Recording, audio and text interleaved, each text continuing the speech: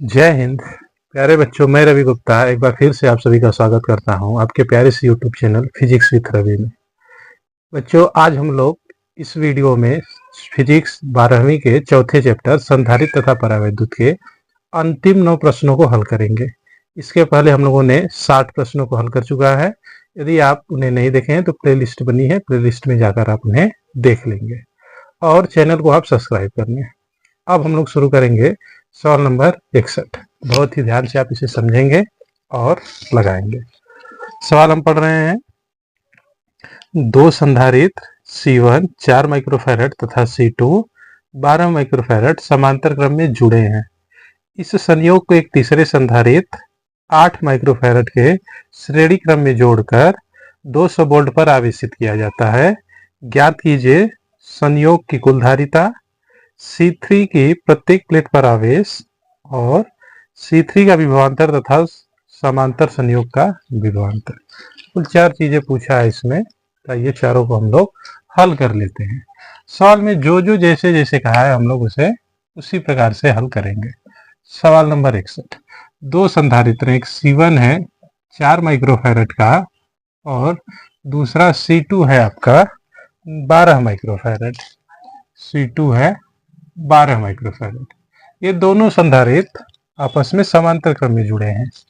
Figure इसे है, बन जाएगा इसका, पहला संधारित्र है और ये दूसरा है। दोनों को हमने समांतर क्रम में जोड़ दिया। आगे कह रहा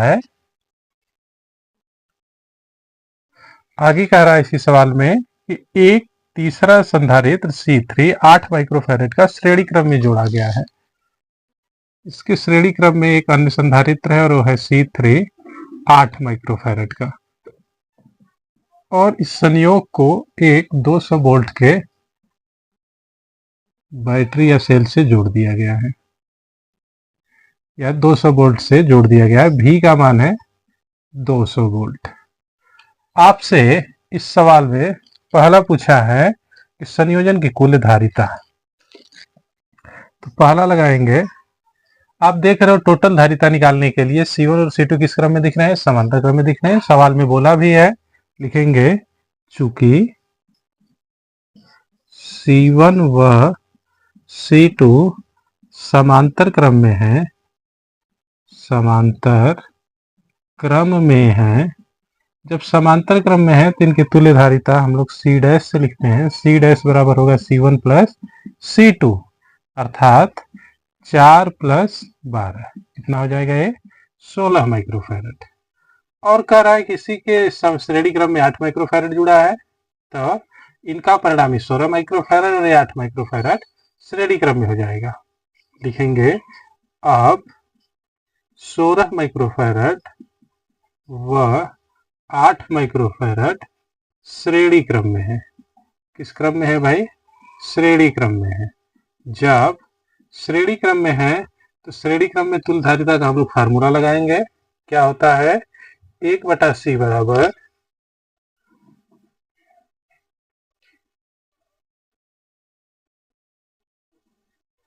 श्रेणी क्रम की तुल्य धारिता का सूत्र होता है 1/C बराबर 1/C1 प्लस 1/C2, यही होता है। तो यहाँ से 1/C बराबर हमें मिलेगा, C1 है 16, C2 है 8, तो 1/16 प्लस 1/8। 8 16 का लसा 16 पे आएगा, 16 एकम 16, 8 दूना के 16 हो जाएगा 3/16। तो C का माना जाएगा 16/3 माइक्रोफैरड। ये तो हो गई परिपथ की तुल्य धारिता। दूसरा, इसी सवाल में आपसे पूछा है, दूसरा आपसे कहा है कि C3 की प्लेट पर आवेश, ये जो C3 है इस पे आवेश पूछा है। तो यहाँ से कोई आवेश Q चलेगा और यहाँ पे जाते 2 रास्तों में बढ़ जाएगा, इस पॉइंट पे आते ही फिर से यहाँ पे Q हो जाएगा। तो C3 का आवेश पता करना है, तो हम टोटल आवेश Q को पता कर लेते हैं। लिखेंगे आवेश Q बराबर CV। जब आवेश Q बराबर CV होता है तो हम लोग निकाल लेंगे C का मान 16/3 गुणे 10 की घात -6 और V का मान है 200 वोल्ट। हल कर देंगे इसे तो हो जाएगा 16 दूना के 32/3 गुणे 2 जीरो से -4 हो जाएगा 10 की घात -4 कूलाम। ये जो आपका आवेश है C3 में कितना हो जाएगा 32/3 गुणे 10 की घात -4 कूलाम। इसी सवाल में आपसे तीसरा चीज पूछा है C3 का विभवांतर। इसका विभवांतर पूछा है, इसका आवेश पता है, इसकी धारिता पता है, इसका हम लोग विभवांतर निकाल लेंगे। तीसरा है C3 का विभवांतर, हम लोग इसे V डैश से लिखते हैं। तो V डैश बराबर क्या हो जाएगा Q/के C3। यहां से V डैश का मान हम लोग निकालेंगे तो 32/3 गुणे 10 की घात -4 और C3 का मान है 8 माइक्रोफैराड, अर्थात 8 गुणे 10 की घात -6।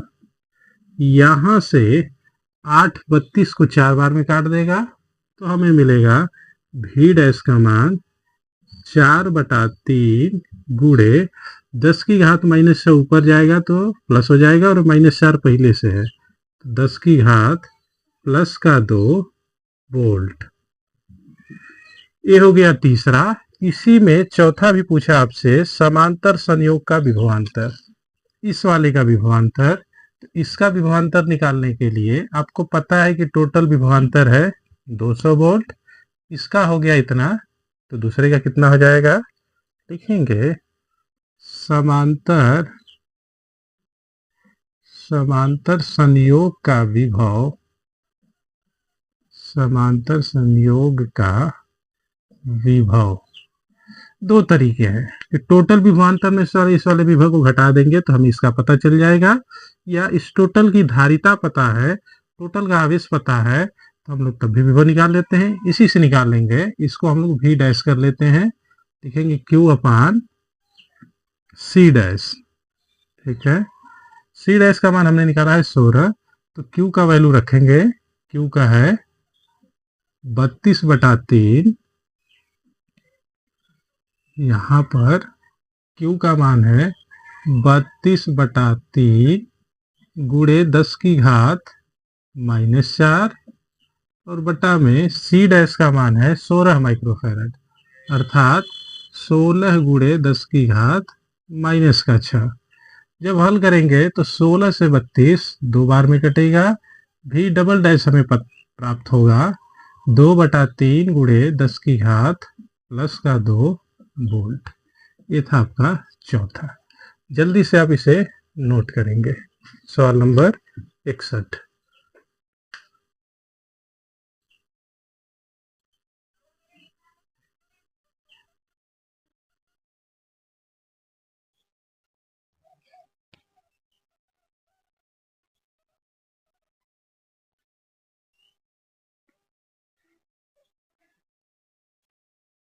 सवाल नंबर 61 आप नोट कर लीजिए। कहिए इस सवाल को, पूरे सवाल को फिर से हम समझा दें। देखिए, हमने सबसे पहले देखा C1 C2 समांतर क्रम में है, तो इनकी तुल्य धारिता निकाला, 16 माइक्रोफैराड आया। अब इन दोनों का परिणामी और तीसरा श्रेणी क्रम में हो जाएंगे। जब श्रेणी क्रम में हो जाएंगे तो श्रेणी क्रम का फार्मूला लगा 1/C बराबर 1/C1 प्लस 1/C2। C1 की जगह 16, C2 की जगह 8 रखा, तो 1/C बराबर 1/16 प्लस 1/8। 16 और 8 का लसा 16, और हमने 16 का भाग 16 में एक बार, 8 का भाग 2 बार किया, तो हो गया है 3/16। तो यहाँ से C का मान हो जाएगा 16/3 माइक्रोफैराड। अब आपसे इस C3 का आवेश पूछा है, तो आवेश Q बराबर होता है CV। यहाँ से हम लोगों ने C का मान रखा, कितना आया है 16/3 माइक्रोफैराड, तो 16/3 गुणे 10 की घात -6 ये फैराड में हो गया, और V का मान दिया है 200, 200 रख दिया।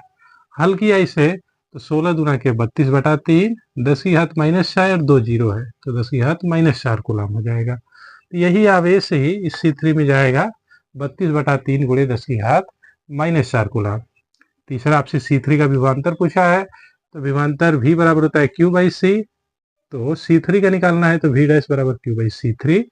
Q का मान 32/3 गुणे 10 की घात -4 और अपान में C3 का मान 8 माइक्रोफैराड अर्थात 8 गुणे 10 की घात -6। 8 से 32 4 बार में कट गया, 3 नीचे रहा, 10 की घात -6 ऊपर गया, प्लस का 6 और माइनस का 4, 10 की घात प्लस का 2 प्राप्त हुआ। इसी में चौथा पोर्शन पूछा है कि समांतर संयोग का विभव, मतलब इस वाले पोर्शन का विभव। जब इसका विभव निकालना है तो दो तरीके हैं। टोटल विभव में से इसका विभव हम लोग घटा दें C3 का तो हमें इसका विभव पता चल जाएगा। दूसरा तरीका यह है कि इस टोटल का हमें तुल्य धारिता पता हो, टोटल आवेश पता हो, तब भी हम लोग विभव निकाल सकते हैं। तो तुल्य धारिता इनका हमने निकाला है 16 और कुल आवेश है आपका वही 32/3 गुणे 10 की घात -4। फार्मूला V डबल डैश बराबर Q अपन C डैश से किया। Q का मान 32/3 गुणे 10 की घात -4 और C डैश का मान हमने रखा 16 माइक्रोफैराड अर्थात 16 गुणे 10 की घात -6। हल किया 16 से 32 दो बार में कट गया, बटा में 3, 10 की घात -6 ऊपर गया, प्लस का 6 और माइनस का 4, 10 की घात प्लस का 2 वोल्ट। ये हो गया आपका सवाल नंबर 61। जल्दी से नोट कर लीजिए इसे।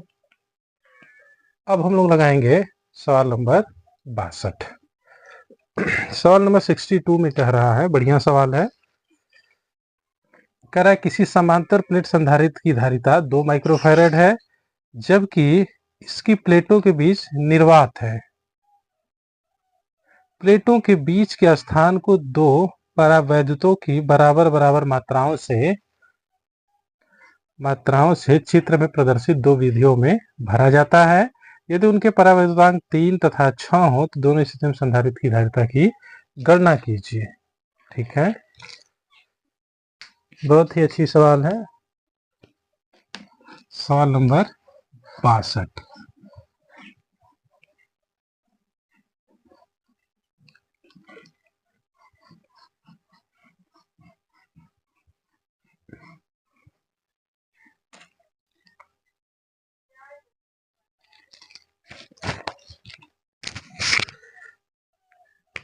देखिए, एक समांतर प्लेट संधारित्र है, इसकी जो धारिता है वो है 2 माइक्रोफैराड। सवाल नंबर 62। C वायु अनिर्वात लिख लें, इसका मान है आपका 2 माइक्रोफैराड। इसके बाद इसकी प्लेटों के बीच परावैद्युत पदार्थ भरा जाता है और वो दो प्रकार से भरा जाता है। पहला ए है, इसका फिगर इस प्रकार से है, इस समांतर प्लेट संधारित्र है और इसकी प्लेटों के बीच क्या भर दिया गया है, परावैद्युत पदार्थ। और परावैद्युत पदार्थ कुछ इस प्रकार से भरा जा रहा है।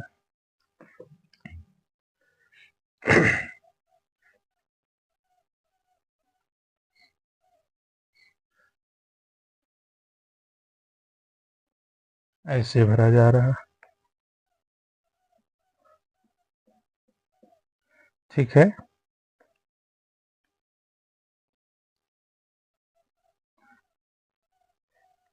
तीन है, अरे 4 है।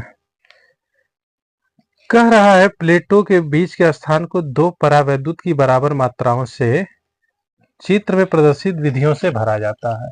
दो परावैद्युत पदार्थ भरा गया है। ठीक है, ये थोड़ा सा और नजदीक भरा गया है, यहाँ स्पेस ज्यादा दिख रहा है लेकिन ये पूरी तरह से लगभग भरा गया है। ठीक है, आप देख रहे हो कि दो परावैद्युत पदार्थ भरा गया है और परावैद्युतांक के का मान भी दिया है। के का मान दिया है आपका, पहले का है 3 और दूसरे का है 6। ठीक है, ये जो परावैद्युत पदार्थ है K1, इसका है 3 और जो K2 है ये है आपका 6। K1 का मान 3 और K2 का मान 6। इस जो समांतर प्लेट संधारित्र है ऐसे होता है ना, ऐसे इसकी प्लेटों के बीच हमने परावैद्युत पदार्थ भरा। फिगर को ऐसे घुमा दीजिए आप तो ऐसे फिगर हो गया है। ठीक है, इस आकार में, और इस आकार में होने के बाद फिर ऐसे भरा गया है परावैद्युत पदार्थ। इधर 6 है इसका परावैद्युतांक और इधर का परावैद्युतांक 3 है। आपसे कहा है कि परावैद्युत पदार्थ भरने के बाद इसकी धारिता क्या होगी। तो सबसे पहले हम लोग प्राप्त करेंगे कि जब कुछ नहीं भरा गया था तो धारिता कितना था, 2 माइक्रोफैराड। जब भर देंगे तो कितनी धारिता हो जाएगी, लिखेंगे। एक चीज और समझिए, जब ये परावैद्युत पदार्थ भरा गया है तो दो बराबर भागों में बांटा गया है। यदि इसका पहले क्षेत्रफल ए रहा होगा तो अब कितना हो जाएगा, इस वाले पोर्शन का होगा A/2 और सेकेंड वाले पोर्शन का भी होगा a/2।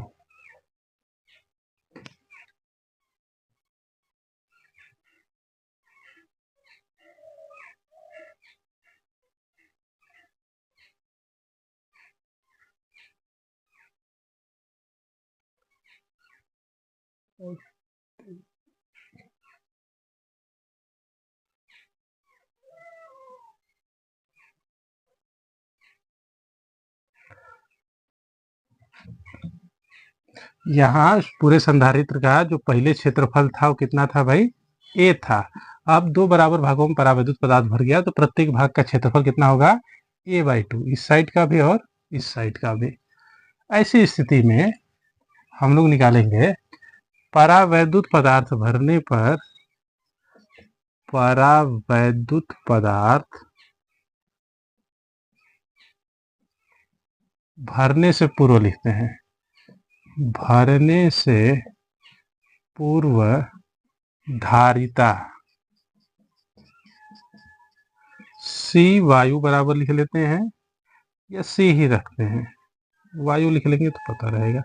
इसका मान होता है धारिता A epsilon not by D और इसका मान दिया है 2 माइक्रोफैरड, आपके सवाल में ही दिया है।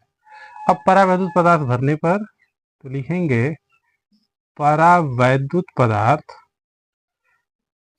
परावैद्युत पदार्थ भर देने पर, भर देने पर धारिता कितनी हो जाएगी, इसे हम लोग लिखेंगे C माध्यम, C माध्यम को हमने C डैश से लिख लिया। C डैश का मान होगा इसकी धारिता प्लस इसकी धारिता, दोनों की धारिता, अर्थात C1 प्लस C2। अभी एक चीज और समझना कि कैसे पता चलेगा कि ये श्रेणी क्रम में है कि समांतर क्रम में है। इस स्थिति में यदि आप देख पा रहे हो तो ये जो परावैद्युत पदार्थ भरा है दोनों का यहाँ से ऐसे इससे कनेक्ट है, ये वाला इससे कनेक्ट है। फिगर समझो आप, ऐसे होता है। और पदार्थ कैसे भरा गया है, कुछ इस प्रकार से भरा गया है। तो ये वाला इससे कनेक्ट है, ये वाला इससे कनेक्ट है, ठीक है। किस क्रम में हो जाएंगे, समांतर क्रम में। तो C बराबर होगा C1 प्लस C2, ये वाला आपका समांतर क्रम में होगा। इस स्थिति में, इस स्थिति में क्या हो जाएगा भाई, इस स्थिति में C डैश बराबर होगा, ये जो C1 है परावैद्युत पदार्थ भरने पर है, तो परावैद्युत पदार्थ भरने पर धारिता होती है A एप्सिलॉन नॉट K, पहले के लिए लिख रहे हैं तो K1 बटा में D, दूसरे के लिए लिखेंगे तो आएगा A epsilon not K2 by D। अब हम लोग इसमें जो कॉमन कर लेंगे, आएगा A epsilon not by D, bracket में बचेगा K1 प्लस K2। यहाँ से इसका मान हमें पता है कितना है भाई, 2 माइक्रोफैरड। तो 2 गुणे ब्रैकेट में K1 का मान 3, K2 का मान 6, 3 प्लस 6, 3 और 6 9, 9 दूना के 18 माइक्रोफैरड हो जाएगा, ठीक है। जल्दी से नोट कीजिए। यहाँ C1 प्लस C2 करने का कारण यह है कि ये दोनों समांतर क्रम में हैं, ठीक है। दोनों धारिताएं किस क्रम में है, समांतर क्रम में है। फिर से समझिए फिगर, फिगर ऐसे है, ये आपका समांतर प्लेट संधारित्र है और प्लेटों के बीच जो परावैद्युत पदार्थ है कुछ इस प्रकार से भरा गया है, कैसे, ऐसे।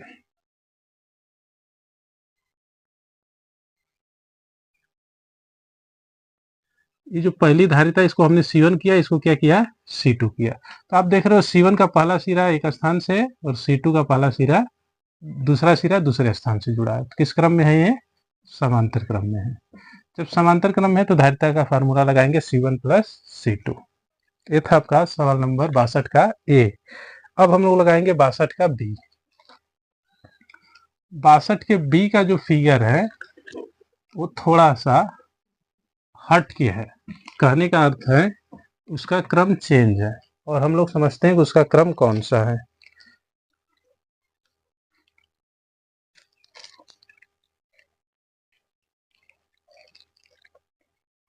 बासठ का B, फिगर इस प्रकार से है, ध्यान से समझना आप।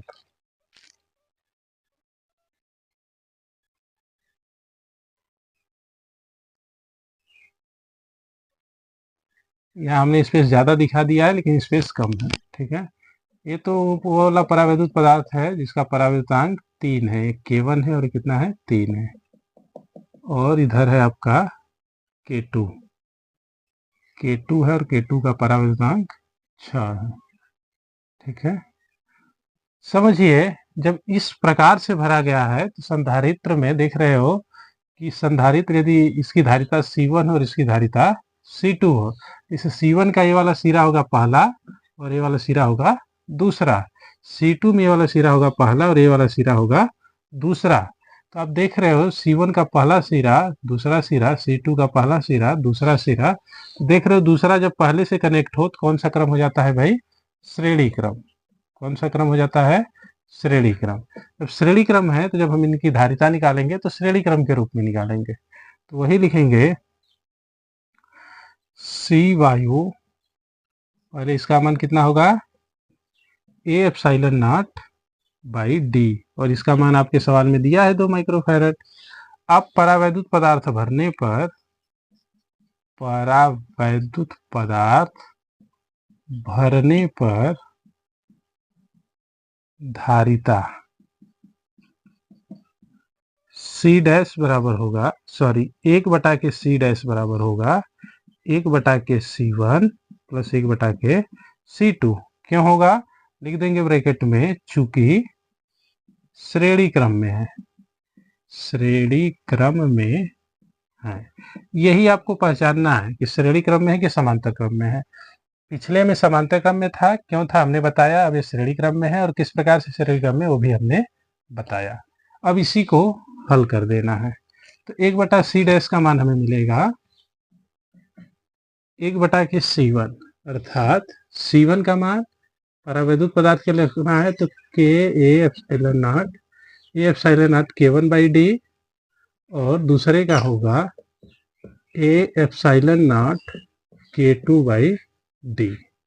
यहाँ से D नीचे से ऊपर चला जाएगा तो 1/C डैश का मान हमें प्राप्त होगा D upon A epsilon not K1 plus D upon A epsilon not K2।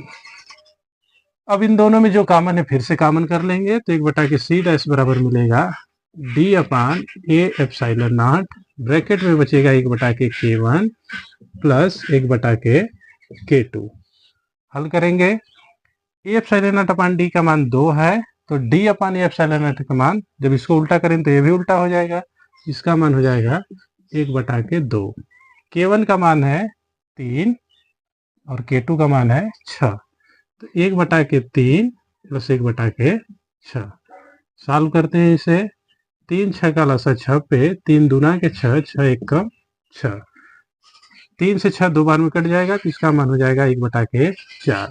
1/C dash 1/4 है तो C डैश का मान हो जाएगा 4 माइक्रोफैरड। जल्दी से नोट कीजिए इसे।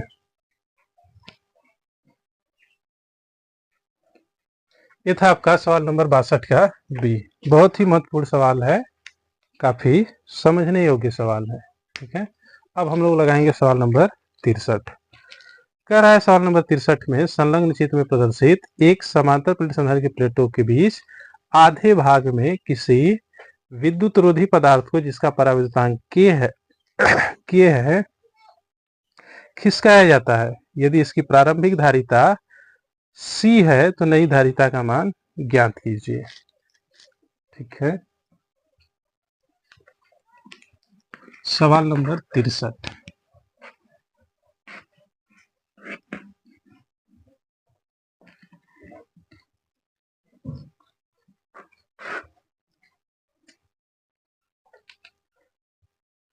सवाल नंबर 63 में बोल रहा है,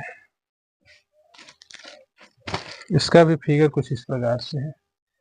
पहले संधारित्र इस प्रकार से था, अब इसके आधे भाग में परावैद्युत पदार्थ भर दिया गया है। दोनों सेम बनाया जाए। पहले ऐसे था, अब इसके आधे भाग में यानी इतने भाग में परावैद्युत पदार्थ भर दिया गया है। क्या भर दिया गया है? परावैद्युत पदार्थ। और इस परावैद्युत पदार्थ का जो परावैद्युतांक K है उसका मान K ही है। ठीक है, आंकिक वैल्यू नहीं दिया है। तो आपसे इसकी धारिता पूछा है। आपको सबसे पहले समझना होगा कि जब ये परावैद्युत पदार्थ भर दिया गया है तो ये किस क्रम में है? किस क्रम में है भाई? हमने बताया कि जब सभी का पहला सिरा एक स्थान से और सभी का दूसरा सिरा दूसरे स्थान से जुड़ा हो तो समांतर क्रम हो जाते हैं। देखो, इसका ये पहला होगा, ये दूसरा होगा, और इस वाले का भी ये पहला होगा और ये दूसरा होगा। दोनों पहला इस सिरे से जुड़े हैं और दोनों दूसरे इस सिरे से जुड़े हैं। तो किस क्रम में है? ये समांतर क्रम में है। किस क्रम में है भाई? समांतर क्रम में है। इस सवाल में आपको पहले से ही बताया है कि प्रारंभिक धारिता C है। प्रारंभिक धारिता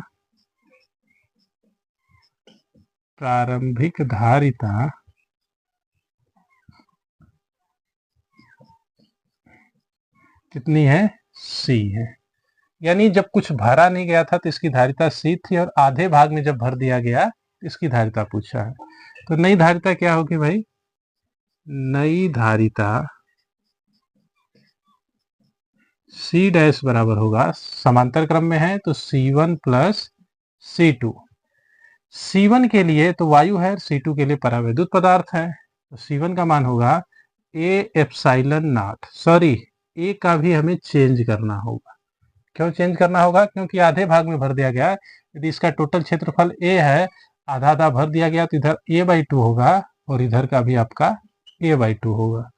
तो C1 वायु वाले के लिए होगा A/2 epsilon not by D। ठीक है, और दूसरा होगा, इसमें कहीं पे भी K नहीं आएगा। क्यों नहीं आएगा? क्योंकि यहाँ बीच में वायु ही है, कोई परावैद्युत पदार्थ नहीं है। जबकि दूसरा परावैद्युत पदार्थ है तो K आएगा इसमें। दूसरे के लिए होगा A/2 एप्सिलॉन नॉट K/D। हल कर देंगे इसे। इसमें से आप देख रहे हो कि A epsilon not by D और 2 भी इसमें कॉमन है। कॉमन कर लेंगे तो यहाँ से आपका आएगा 1, ये टोटल कॉमन हो गया तो 1 बचा, और यहाँ से A epsilon not by 2D common किया तो क्या बचा? K बचा। A epsilon not by D का मान, चूंकि प्रारंभिक धारिता है, वायु के लिए है, तो इसका मान होगा A epsilon not by D होगा ना, क्योंकि ये वायु के लिए है। किसके लिए है? वायु के लिए है। तो इस स्थिति में एप्सिलॉन नॉट बाई D की जगह हम लोग रख देंगे C। हमें प्राप्त होगा C/2, नीचे वाला 2 बचेगा और ब्रैकेट में 1 प्लस K। यही आपकी नई धारिता होगी। जल्दी से आप इसे लगा लेंगे। ये था आपका सवाल नंबर 63। बहुत ही अच्छी सवालें हैं ये। हालांकि बोर्ड एग्जाम में नहीं पूछा है, लेकिन समझने योग्य है। अब हम लोग लगाएंगे सवाल नंबर 64।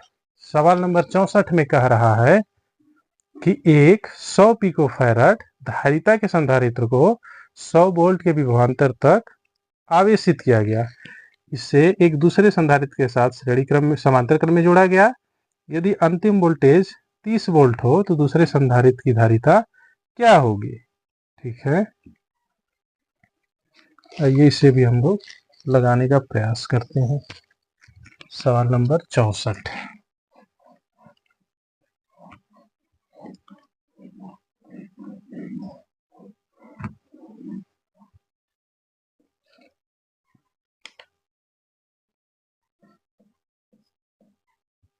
सवाल में जो जैसे जैसे कहा है वैसे वैसे हम लोग करेंगे। एक 100 पिकोफैराड धारिता का मतलब धारिता जो प्रारंभिक C है कितना है? 100 पिकोफैराड, अर्थात 100 गुणे 10 की घात -12 फैराड। 100 वोल्ट के विभवांतर तक आवेशित किया गया है, तो V का भी मान दिया है 100 वोल्ट। आगे कह रहा है एक दूसरे संधारित्र के साथ समांतर क्रम में जोड़ा जाता है और अंतिम वोल्टेज 30 वोल्ट हो तो दूसरे संधारित्र की धारिता क्या होगी? अंतिम वोल्टेज कितना है? जो V डैश है कितना है? 30 वोल्ट। ठीक है, ये है आपका C1 और C2 कितना है? C2 पूछा है, क्या पूछा है? दूसरे संधारित्र धारिता यानी C2 आपसे पूछा है, ठीक है। तो दूसरे के साथ जब ये समांतर क्रम में जोड़ा गया है तो जोड़ने से पहले हम लोग इसका आवेश पता करते हैं। लिखेंगे जोड़ने से पहले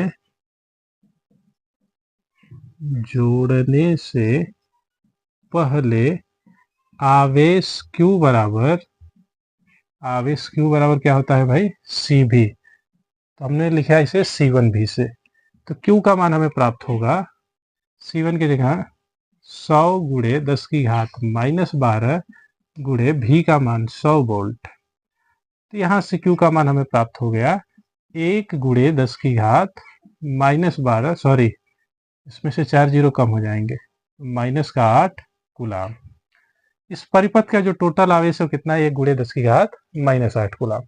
आवेश न तो बढ़ा रहा न तो घटा रहा, इसी के साथ दूसरा समांतर क्रम में जोड़ा जा रहा। तो लिखेंगे दूसरा संधारित्र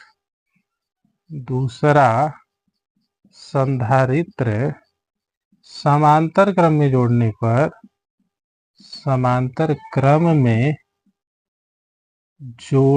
पर धारिता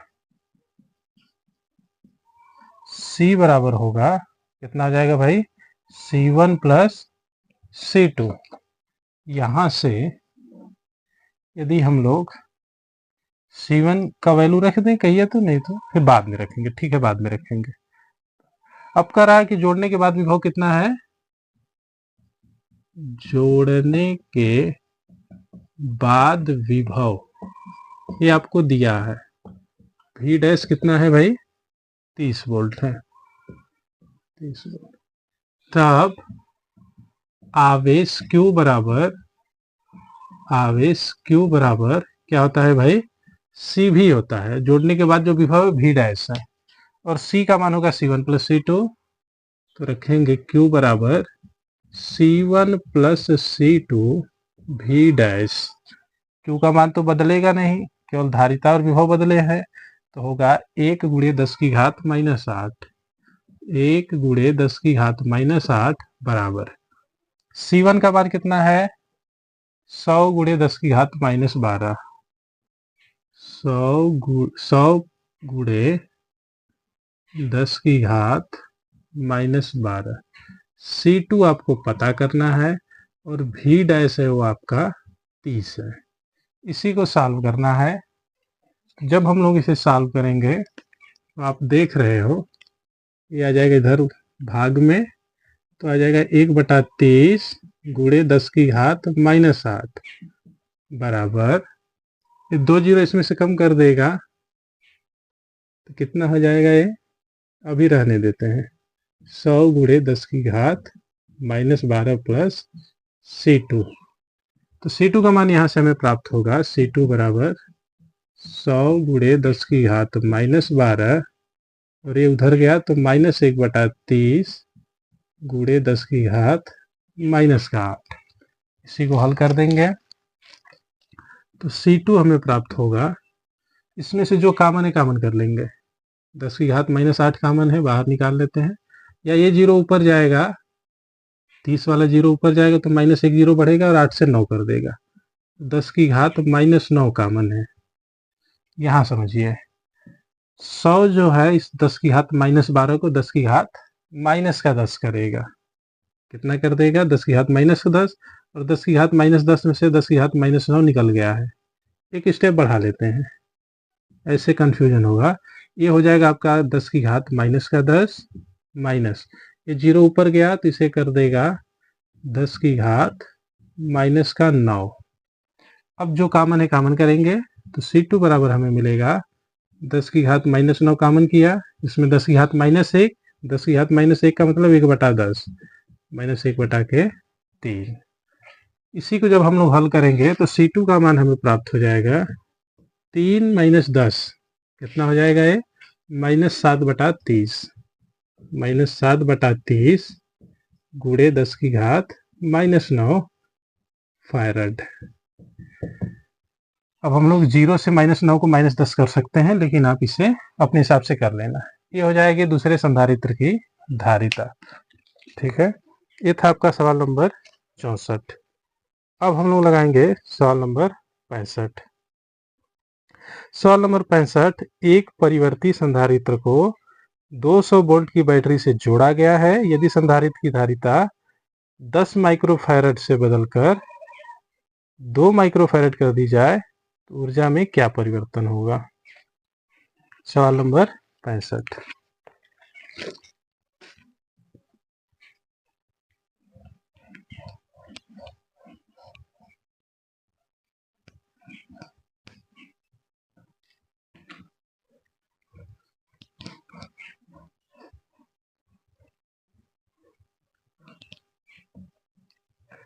सवाल नंबर 65 में सबसे पहले परिवर्ती संधारित्र को 200 वोल्ट की बैटरी से जोड़ा गया है, यानी V का मान है वो आपका 200 वोल्ट। इसके बाद संधारित्र की धारिता 10 माइक्रोफैरड से बदलकर 2 माइक्रोफैरड, यानी C1 का मान 10 माइक्रोफैरड और C2 का मान 2 माइक्रोफैरड। आपसे ऊर्जा परिवर्तन पूछा है, तो ऊर्जा परिवर्तन डेल्टा U बराबर ऊर्जा परिवर्तन डेल्टा U बराबर half C1V square minus half C2V square. इसी को हल करेंगे, या कहिए जो कॉमन है वो कॉमन कर लें। कॉमन है 1/2 V स्क्वायर, तो हो जाएगा C1 माइनस C2। ऊर्जा आएगी आपकी 1/2 गुणे V का मान कितना है भाई 200, तो 200 का स्क्वायर ब्रैकेट में C1 का मान 10, C2 का मान 2। 10 में से 2 घटेगा 8, 8 को 2 से काट देंगे तो 4 बार में कटेगा, और ये 2 का स्क्वायर हो जाएगा 4, तो 4 को गुणा 4 में करेंगे तो 4 चौके 16, 2 जीरो का हो जाएगा ये आपका 4 जीरो। ध्यान देना धारिता को हमने माइक्रोफैरड में रखा है, तो जो उत्तर आएगा वो आ जाएगा माइक्रो जूल में। अब चाहे तो माइक्रो को हटाएंगे तो कितना रख देंगे 10 की घात -6, -6 इसे कर देगा 0.16 जूल। ऊर्जा में जो परिवर्तन आएगा वो आएगा 0.16 जूल। ये था सवाल नंबर 65। अब सवाल नंबर 66। सवाल नंबर 66 कह रहा है, एक समांतर प्लेट संधारित्र की धारिता 10 माइक्रोफैरड है तथा इस पर आवेश 100 माइक्रोकूलम का है। आवेश को नियत रखते हुए प्लेट के बीच की दूरी दोगुनी कर दी जाए तो कितना कार्य करना होगा? अब की बार दूरी को दोगुना कर दिया है।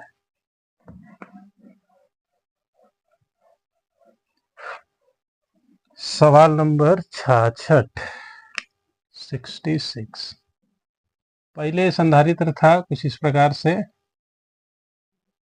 बीच की दूरी d थी, अब d को दुगुना कर दिया है। d को कितना कर दिया है 2d कर दिया है। तब आपसे पूछा है कि इसका कार्य कितना करना होगा। इस सवाल में धारिता दिया है C का मान है 10 माइक्रोफैरड, धारिता C का मान है 10 माइक्रोफैरड, और ये होता है A epsilon not by D।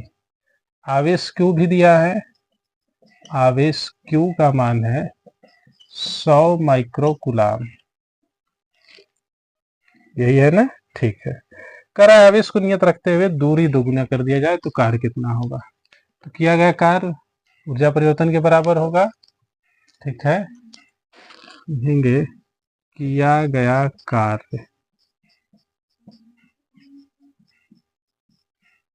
किया गया कार्य बराबर होगा ऊर्जा परिवर्तन।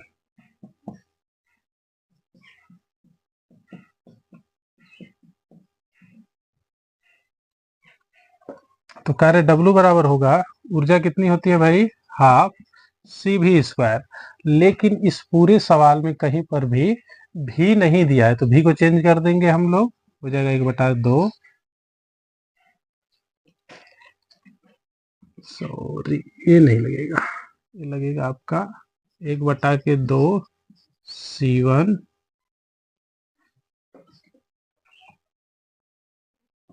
पहले चेंज करते हैं फार्मूले को। आप जानते हो कि ऊर्जा U बराबर होता है हाफ CV स्क्वायर। पहले फार्मूला चेंज करते फिर रखेंगे। तो यहाँ से भी नहीं दिया है, क्या दिया है आपका आवेश Q दिया है, तो हो जाएगा 1/2 C। भी बराबर होता है Q बाई C, इसका स्क्वायर हो जाएगा, एक सी से कट जाएगा, तो U बराबर हमें मिलेगा 1/2 Q स्क्वायर बाई C।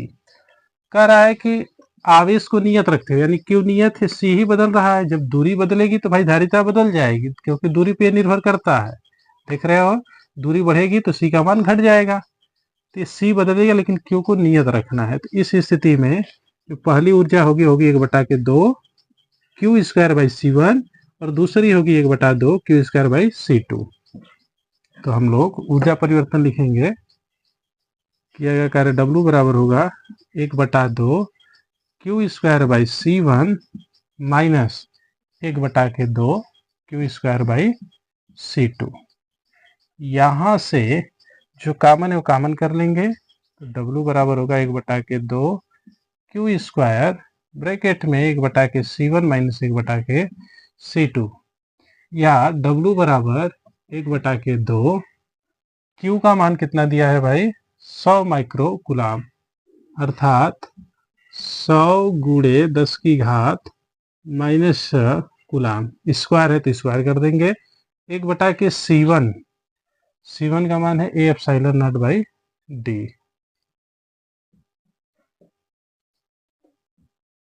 एक बटा के नीचे लिख दे रहे हैं इंटू 1/के C1 का मान A epsilon not by D, और C2 का मान A epsilon not by 2D। ठीक है, यही होगा।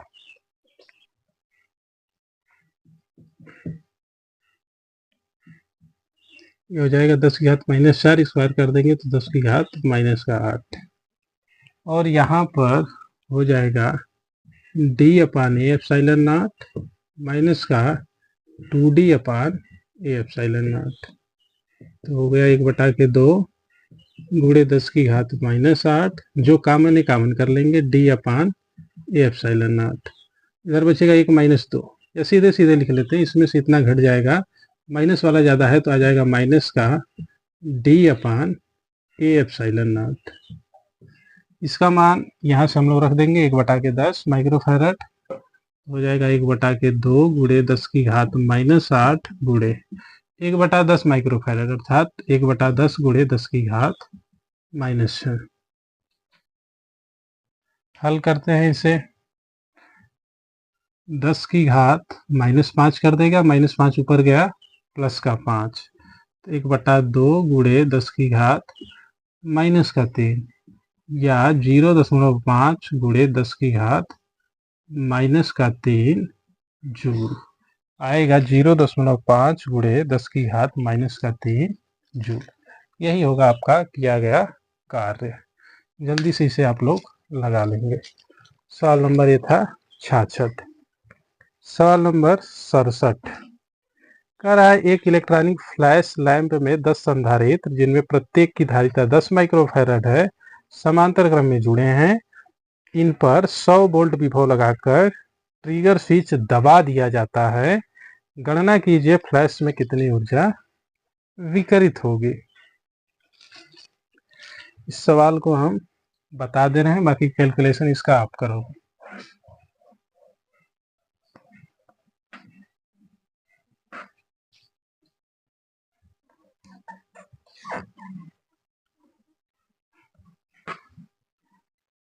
सवाल नंबर 67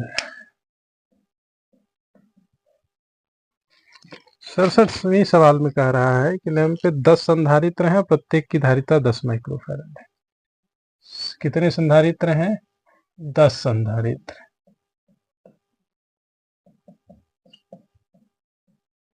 और जो धारिता है C1 बराबर C2 बराबर करके है C10, कितना है आपका 10 माइक्रोफैरड। कह रहा है समांतर क्रम में जुड़े हैं, तो इनकी तुल्य धारिता निकाल लेते हैं।